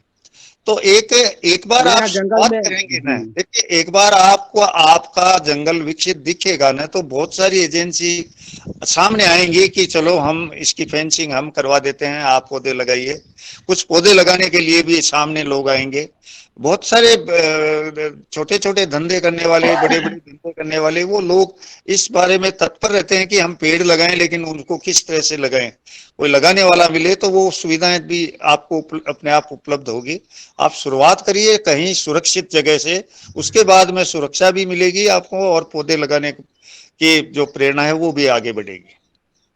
जी, मेरे जंगल में बहुत सारे इतने मेडिसिनल प्लांट्स हैं, उसके से बहुत लोग रोजगार पा रहे हैं। वो बहुत उससे जड़ी बूटी निकालते हैं और फिर मार्केट में बेचते हैं, लेकिन फिर उसी पौधे को फिर वो काट देते हैं। तो इसका मुख्य कारण सबसे बड़ा जो जंगल बर्बादी का हो रहा है कि लोग के पास जलावन का व्यवस्था नहीं है। तो ये व्यवस्था अगर कहीं बन जाता तो फिर हमको लगता है कि फिर लोग जंगल काटना बंद कर देते। सबसे तो ये व्यवस्था कैसे बने? सबसे अच्छा तरीका है कि एक बार आप हमारा जो प्रयास है वो एक बार देख के जाएं। आपको सारे जी उत्तर वो यहाँ मिल जाएंगे। और उसमें लकड़ी भी मिलेगी, चारा भी मिलेगा, इमारती लकड़ी भी मिलेगी, मेडिसिनल प्लांट भी मिलेंगे और सुरक्षा भी मिलेगी। और किस तरह से सुरक्षा को मैनेज करेंगे, किस तरह से नेचुरल जो आजकल फेंसिंग होती है वो भी हो सकती है, वो भी आपको देखने को मिलेगी। तो हम नेचर मेरे को यहाँ साथ लेके चलेंगे तो सब समस्याओं का समाधान होगा। हमको लग रहा है कि इंदौर से एक पद्मश्री बहन जी आई हुई थी और वो अपना सोलर कुकर सिस्टम अपना वो डेवलप की है और वो अपने जो गांव में जो लोग हैं अपना बहुत कम कीमत पर सोलर कुकर डेवलप की है। हमको लगता है वैसा व्यवस्था अगर गांव में बन जाए तो फिर जी वो लोग फिर वो आदरणीय अपना लोग जलावन नहीं ओमकार लगाएंगे। नाथ जी, सुंदर बात आपने करी। और ये सब मिला असल में योगाहार की जब बात करते हैं तो सभी इंटीग्रेटेड वे में, सम्मिलित वे में सभी चीजें हमने सामने रखने पड़ेंगी। और अब आपके बाद हम जाते हैं आदरणीय जी भाई साहब के पास। और मेरे ख्याल से आदरणीय भाई साहब से निवेदन है कि किशन लाल देशमा जी राजस्थान से हैं, आप उन्हें आमंत्रित करिएगा। जी जी जी जी जी। मैं सम्मान सहित आदरणीय किशनलाल देशमा जी को सादर आमंत्रित कर रहा हूँ कि मैं वो आए। थोड़ा सा और आप सबसे निवेदन करना चाहता हूँ, सब लोगों से प्रार्थना करना चाहता हूँ कि चूंकि मुझे कहीं जाना है और आदरणीय पवन जी, दिनेश जी, हम लोगों के बहुत श्रेष्ठ ज्येष्ठ लापुड़िया जी और हमारे अन्य साथी जो जुड़े हैं सबको प्रणाम करता हूँ। और हम लोग चाहते हैं कि जो 2 मई का कार्यक्रम हो और हम लोग मिलें जुड़ें। आदरणीय लापुड़िया के नेतृत्व में हम सब लोग साथ रहेंगे। चूंकि हमारा काम 33 साल का, उनका काम 45 साल का है, तो हमसे वो सीनियर हैं, हमें उनसे सीखना चाहिए। और सीखने के लिए बाजार में अनुभव नहीं मिलता है, सब कुछ मिल सकता है। मेरी माँ कहती थी बाजार में अनुभव नहीं मिलता, अनुभव तो करने से होता है। और हम अंधेला अंधेला कहने की बजाय एक छोटा सा दीपक जलाएं, थोड़ी दूर का सहे उजेला करने की कोशिश करें। हमारा जो काम है खेत पर मेड़ और मेड़ पर पेड़, हम सब मिलकर के इस दिशा में काम कर रहे हैं, अच्छे परिणाम आ रहे हैं। और लापुड़िया जी भाई साहब से और अन्य साथी जो हमारे पद्मश्री मित्र थे उन सबको मैं प्रणाम करता हूं। दिनेश जी, पवन जी, आप सबके लिए उज्जवल भविष्य की हम सब लोग कामना करते हैं। खूब काम करें। और आदरणीय पूज्य रामदेव जी महाराज, आदरणीय जो इस भारत के नहीं दुनिया के बड़े वैज्ञानिक हैं, कृषि और किसानी के घाक के बाद आचार्य बालकृष्ण जी, उन सबको निवेदन करता हूं, मैं प्रणाम करता हूं। आप सबके बीच मुझे कार्यक्रम में जाना है, चूंकि लापुड़िया भाई साहब को आना था तो उनको, आपको भी सुन लिया और मित्र हमारे हैं उनको भी सुन लिया। और हम सब लोग छोटे छोटे लोग हैं, हम लोग बड़े लोग नहीं हैं, हम सब अच्छे कामों में आपके साथ हैं। और देश देता है, देश हमें देता है सब कुछ, हम भी कुछ देना सीखें। इसी भावनाओं के साथ आप सबको प्रणाम करता हूं। बहुत बहुत धन्यवाद। जी प्रणाम। जी आदरणीय, मैं देशमुख जी को आमंत्रित करता हूँ कि वो आए और अपना मार्गदर्शन देने का कष्ट करें। जी आदरणीय देशमा जी सादर आमंत्रित हैं।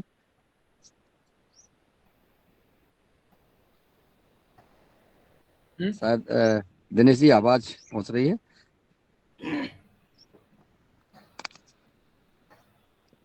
शायद आदरणीय देशमा जी तक आवाज पहुंच रही है, नहीं पहुंच रही है। चलिए, मैं आदरणीय शरद वर्मा जी इटारसी नर्मदापुरम से अपना सवाल कर सकते हैं, आज के हमारे चीफ गेस्ट से। नेटवर्क में आइए, नेटवर्क में आइए शरद जी, शरद जी नेटवर्क में आइए। जी सर, सर आई आवाज? जी आइए, सवाल करिए। जी सर, मैं मुख्य अतिथि से चाहता हूं कि उनके उस समय माता पिता का क्या सपोर्ट रहा और उन्होंने कैसे आपको सपोर्ट किया, क्योंकि आपकी बातों से लग रहा है कि आपको घर से भी भरपूर सपोर्ट मिला। जी ओम।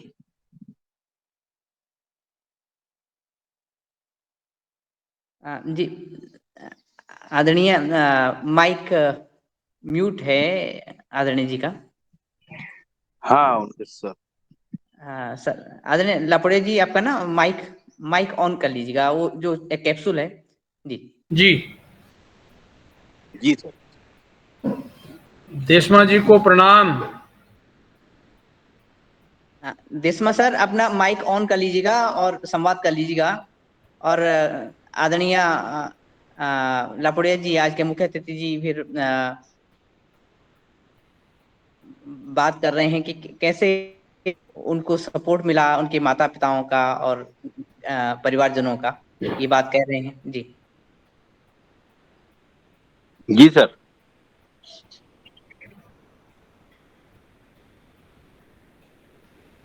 आदरणीय लापुड़िया सर, आदरणीय सरवत वर्मा जी का प्रश्न है आपसे कि जब आपने ये अभियान शुरू किया तो घर के लोगों का, खासकर माता पिता का कैसा सपोर्ट रहा? एक जमाना तो था तब काम शुरू किया तो माता पिता और वह हमारे रिश्तेदार भी ये कहते थे कि ये पढ़ाई छोड़ करके और ये आदमी ऐसा काम करता है तो ये बागी है, कोई काम का नहीं है, 2 रुपये मीटर का कपड़े पहनता है, मिट्टी डालता रहता है, क्या यही काम मिला? तो बदनामियां बहुत होती थी। लेकिन पता नहीं, हमको धरती माँ से बहुत बहुत प्यार और कृपा हमें थी, तो हम इसी काम में लगे। तो कोई 1 साल 2 साल की बात नहीं है, कम से कम 20-25 साल तक अपमान होते रहे। तो कोई कहता है आज भी कि ये पद्म श्री क्यों मिला, तो हम ये कहते हैं भाई बहुत सारे अपमान हुए थे, इसलिए वो अपमान की गठरियां उतारने के लिए ऐसा हुआ है। तो फिर जब कामयाब होने लगे तो लोगों को रिजल्ट आने लगे तो वो भी उस काम में लग गए, तो वो काम में लगे तो हमारी शक्ति और बढ़ गई। लेकिन ऐसा नहीं था कि शुरू में हमें कोई बहुत बड़ा सपोर्ट मिला। जरूर हम लोग काम करते थे तो हमारे पर कोई कृपा करके, दया करके और हमें प्रार्थना करते थे इस काम को करना चाहिए, आज आप भी आइए, आज आप भी आइए, हमें अच्छा लगेगा आप आएंगे तो काम में। लेकिन ये बात सही है कि उस जमाने में भी गांव के गांव लगते थे, 2-2 हजार आदमी काम करते थे और फिर उस काम को हमने किया तो सफलताएं तो होने वाली थी, लाभ भी होने वाला था और देश के लिए, गांव के लिए एक सुव्यवस्था भी होने वाली थी।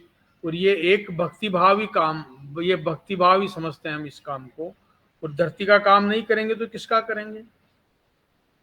हमें कोई चीज की आज तक कोई दिक्कत नहीं आई, खाने पीने की, पैसे टक्के की, क्योंकि जो धरती का काम करता है उसको पूर्ण रूप से ईश्वरी मदद मिलती है, इंद्र भगवान से मदद मिलती है, धरती माँ की आशीर्वाद मिलते, कोई कमी नहीं रही और हमारे साथ सब लोग जुड़ते गए।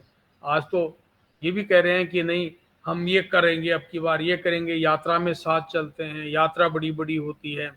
और देश माँ भाई साहब मेरे पुराने मित्र हैं हम लोग कम से कम सन 1985 से करीब करीब आपस में जानते हैं। मैं इनके यहाँ जाता हूँ, ये मेरे यहाँ आते हैं, मेरे परम मित्र हैं। जी आदरणीय, और आदरणीय देशमा जी से निवेदन है कि वो अपना माइक ऑन करके और कैमरा भी अगर ऑन हो जाए तो फिर आदरणीय हमारे लक्ष्मण सिंह जी रह गया था बस। और जी जी जी जी दिनेश सर, जी जी जी आदरणीय सर। मुखर्जी को ये प्रेरणा कहाँ से मिली मुखर्जी जी को? इस पर ये फोटो चलिए।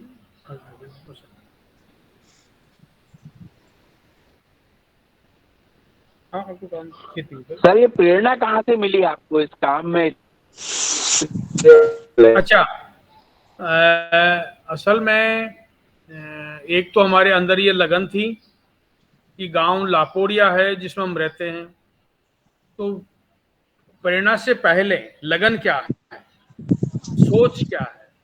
हमारी ये सोच ये थी कि अगर लापोड़िया में हम लोग रहते हैं और बेकार गांव है तो हम बेकार हुए, ऐसा क्यों? ये गांव अच्छा बने, हम भी अच्छे काम करें, मेहनत करें, मेहनत के फल मिलेंगे और ये काम हमें करना चाहिए, क्योंकि गांव बर्बाद होता जा रहा है।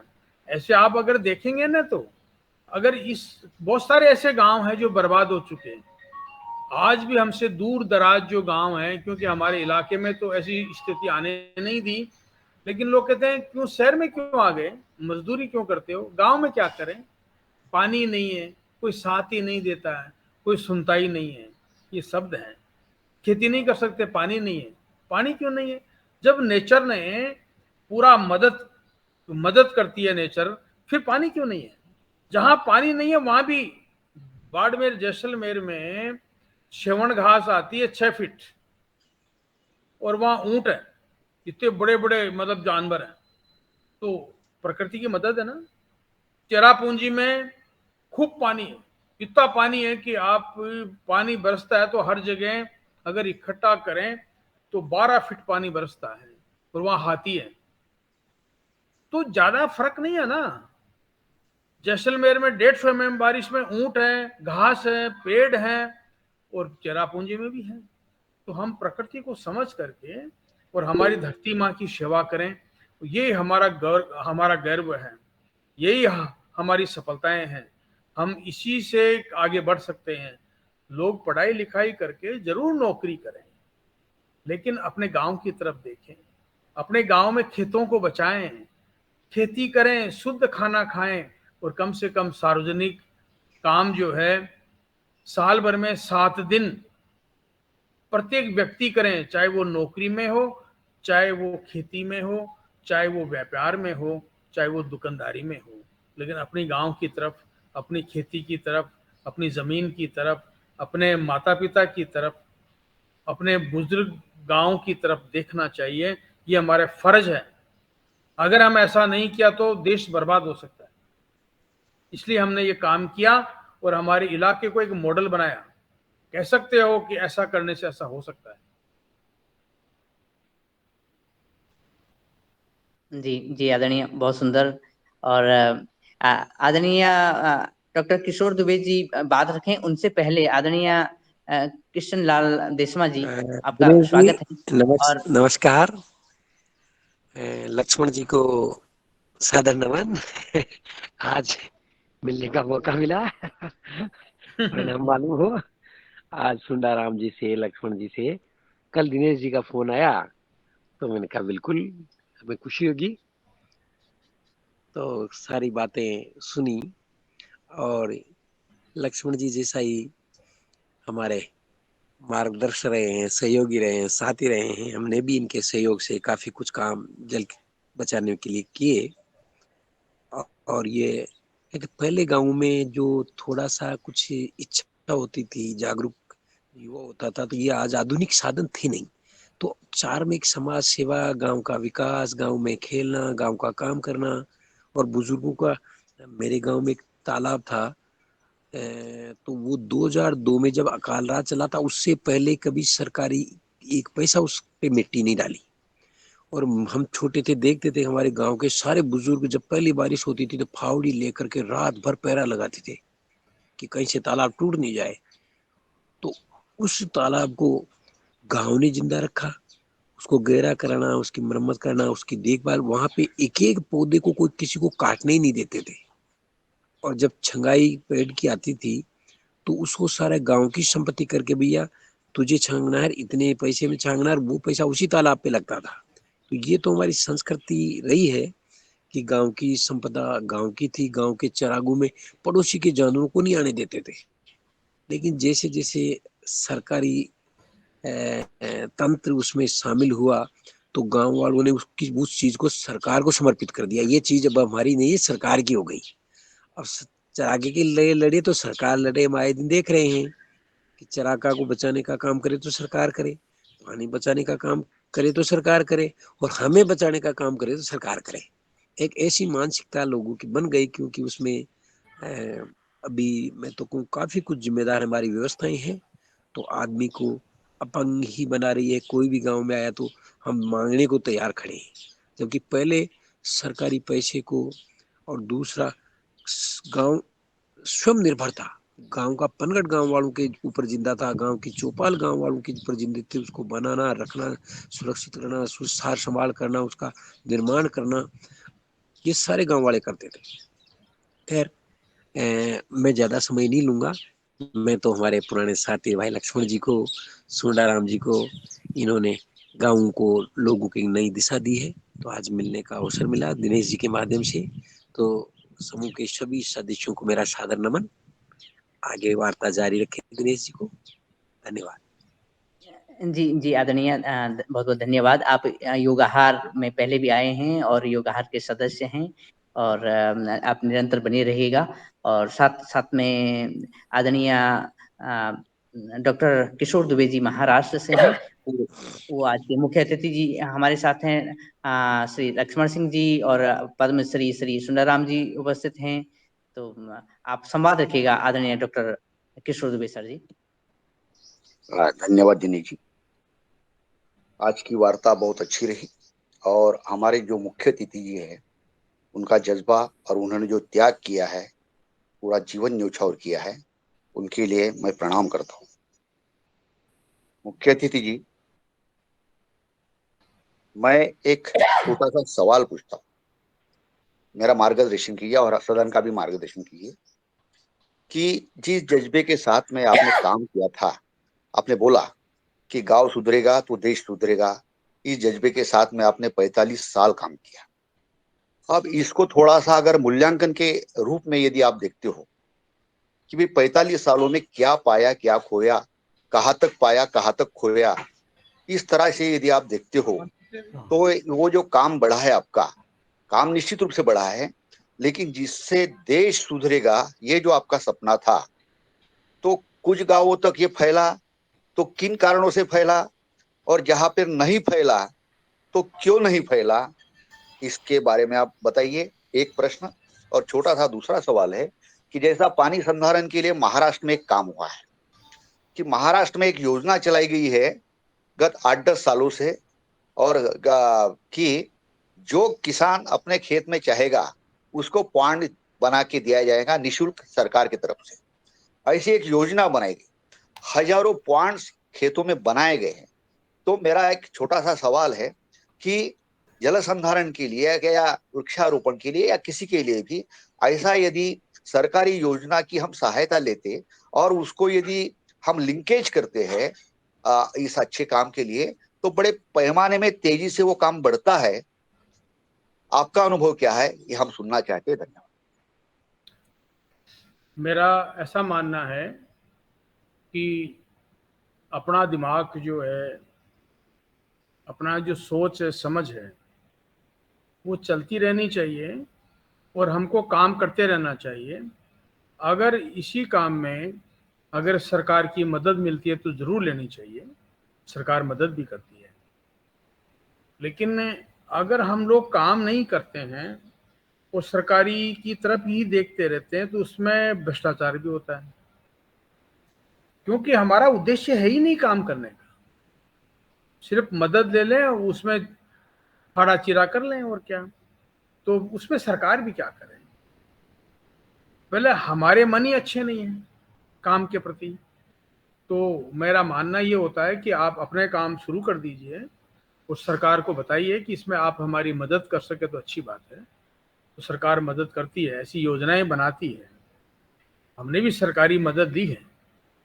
पर यह है कि सरकारी मदद जब आई तो सरकारी मदद जैसे 100% आई, उसमें हमारे 10% योगदान है, लेकिन हमारे 10% योगदान नहीं, हमें 50% योगदान दिया और उस काम को पहले से ही शुरू कर दिया, तो हम ज्यादा सफल होंगे।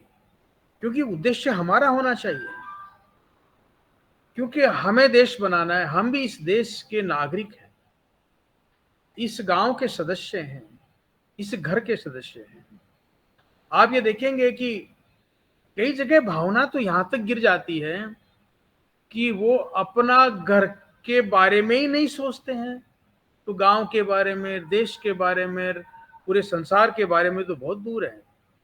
तो इन चीजों को, भावना को विकसित करने के लिए हम अभियान रखें। जैसे हमने धरती जतन यात्रा है, वो एक ऐसा अभियान है कि हर गांव में बैठक की जाए हर साल, और फिर ये प्रस्ताव रखे जाए कि गांव क्या करेगा, गांव कितना काम करेगा, तो वो फिर उस पे विचार जाएगा, ऐसी कमेटियां बनेगी, ऐसे चर्चाएं होगी, ऐसे मानस तैयार होता है काम का। और काम ही बड़ी पूजा है। हम काम के आधार पर ही पहचाने जाते हैं। कोई सुंदर हो बहुत बढ़िया, और काम नहीं करता हो तो घर वाले बाहर निकाल देते हैं कि कोई लड़का को काम का नहीं है, बाहर निकल। और अगर हम बदशक्ल भी हो अगर अच्छे काम करेंगे तो वो प्यारा लगने लगता है।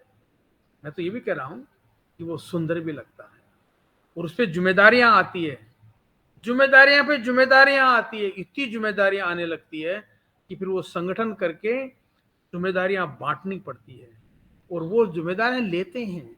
ये एक संस्कृति है काम करने की, समझ की, समझाने की, समझने की, समझाने की और करने की। ये प्रक्रिया होनी चाहिए, तब हम कुछ कर पाएंगे। लेकिन पूर्ण रूप से सरकार पर जमना या पूर्ण सरकार पर आश्रित होना ये ठीक नहीं है। हमने ये निर्णय ले चुके हैं कि हम बाहर से पानी नहीं लेंगे। जैसे अकाल पड़ता है ना, तो कई जगह तो ट्रेनें आती है, पानी लेकर के ट्रेनें गांव में, कई अनाज लिया जाता है, चारा बाहर से लिया जाता है। नहीं, हम अकाल में भी हमारा पानी होगा, हमारे अकाल में भी हमारे अनाज होंगे, हमारे कुएं चलने चाहिए, और हमारा चारा पानी हमारा होना चाहिए। लेकिन हम प्रकृति की तरफ सोचना पड़ेगा, देखना पड़ेगा, समझना पड़ेगा। हम सभी जीवों के साथ जीना पड़ेगा। अगर हम सभी जीवों को मार करके जिंदा रहेंगे तो अकाल ही पड़ेगा, क्योंकि नेचर ने हमको अकेला नहीं दिया है, हमारा समाज दिया है, हमारे वन्य जीव दिए हैं, पशु दिए हैं, हरियाली दी है। हरियाली के साथ काम करो। कौन कहता है अकाल पड़ेगा? अकाल तो अकेला पड़ने का गैर समझदारी का होता है, और समझदारी हो तो कभी अकाल नहीं पड़ता है। नेचर फुल मदद करता है। अकाल भी तब पड़ते हैं जब हमारे कर्मों के दंड मिलते हैं। पानी जब चला जाता है जब हमारे कर्मों के दंड मिलते हैं। भगवान के पास, नेचर के पास तो समुद्र भरे हैं, तो कोई कमी नहीं होती है। लेकिन आप मन से काम करिए, संगठित होकर के काम करिए, गांव के बारे में सोचिए, नेचर के बारे में सोचिए, और फिर धरती माँ को माँ समझ करके काम करिए। कोई कमी नहीं आएगी।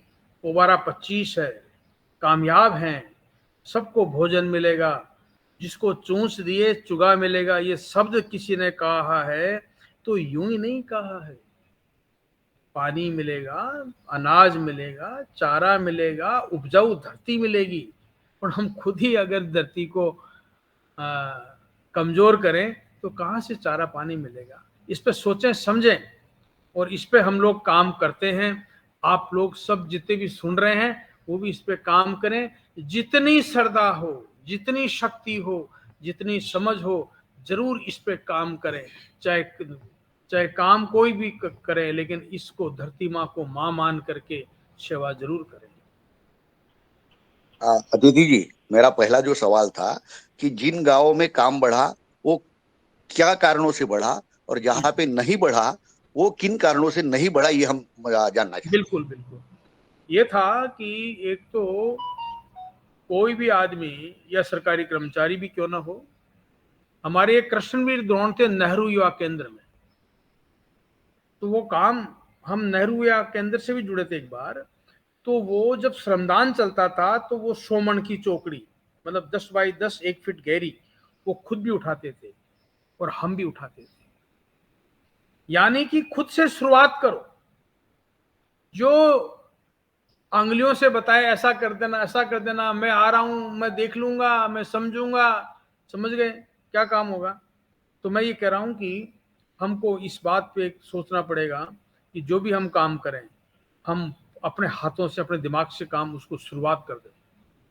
और हमारा एक समय ऐसा था, कभी रोज श्रमदान करना, रोज मिट्टी डालना, हद है।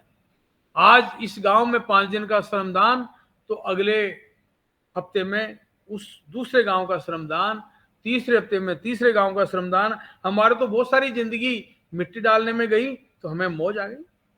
और जिस दिन हम थकते थे, ऐसी बढ़िया नींद आती थी और प्रसन्न होते थे। लेकिन जिस दिन काम नहीं करते थे, उस दिन हम दुखी होते थे। तो जो काम रुका है कहीं भी, वो पूर्ण मन से नहीं हो पाया। मैं तो ये हिम्मत रखता हूं कि हमारे साथ कोई नहीं लगा तो हम चल पड़े, और फिर कहा कि तुम 2 हो, नहीं हम 3 हैं। इसका मतलब ये आशा थी कि ये लोग भी आएंगे, क्योंकि हमारा मन, हमारा प्रयास मजबूत था। हमारा उद्देश्य मजबूत था और उसके साथ जुड़ते हैं। सुभाष जी का काम यही तो था कि बाहर जाकर के भी आजाद हिंद फौज बना ली, ऐसा मन था तगड़ा उनका। तो वो तो हम तो ज्यादा बड़ा काम नहीं कर पाए, हमसे बड़े लोग तो बहुत बड़े बड़े काम कर पाए हैं। उनको समझा, देखा, उनको पढ़ा, तब हम ये काम कर पाए। जरूरी नहीं था कि हम स्कूल में जा करके और वो जो पाठ्यक्रम पढ़े। हम तो बहुत सारी इतिहास पढ़ते थे। सुभाष जी को मैंने खूब पढ़ा, मैंने मनोज कुमार जो एक्टर है उसको खूब पढ़ा, वो कितनी मेहनत से उन्होंने काम किया और मैंने ज्यादातर उनसे शिक्षा ली है। वो धरती माँ पर खूब गाने गाए हैं, धरती माँ पर डायलॉग बोले हैं, प्रणाम करो इस धरती से जिसने हमको जन्म दिया, मेरे देश की धरती सोना उगले उगले हीरे मोती। तो ऐसे लोगों के साथ जब हम ऐसे भावनाओं के साथ ऐसे वातावरण में रहेंगे तो काम होगा। लेकिन काम अलग, वातावरण अलग, वो फेल होंगे, निश्चित फेल हो गए। हम सफल तभी होंगे जब हमारा उद्देश्य और हमारा कर्म कर्तव्य एक साथ होगा। हम वही सोचेंगे, सपना भी वही आएगा। जब नींद में सोते हैं तो सपना वही आता है, कल क्या करना है, यहाँ हो रहा है, यहाँ मिट्टी डाल रहे हैं, ये बारिश आ गई, ये हुआ। तब हमारा काम सफल क्यों नहीं होगा? पूरे मन से काम करें और खुद लग जाएं तो सफल होंगे। लेकिन उद्देश्य तो साफ हो, सुथरा हो। अगर कोई गद्दारी करें, बदमाशी करें, कौन साथ देगा? थोड़े दिन तो जेल में मिलेंगे। हम इस काम को, भले ही हमें बचपन में इस काम को कोई शाबाश देने वाला नहीं मिला, लेकिन आज तो मिल ही गया ना, क्योंकि हमारा उद्देश्य अच्छा था, धरती माँ के साथ था, उत्पादन के साथ था, किसानों के साथ था, भावनाओं के साथ था, देश के साथ था, गांव के साथ था। और मैं जिस गांव में रहता हूँ, पानी बचाया या तालाब बनाए तो मेरा खेत भी तो वहीं है।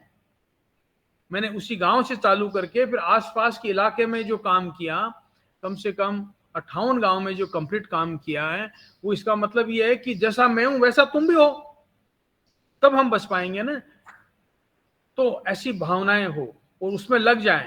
अब मैं कह रहा हूं कि जहां काम कमजोर हुआ है वो इसलिए हुआ है कि सोचना कुछ अलग और बताना कुछ अलग, और पूर्ण रूप से समय नहीं देना उसको।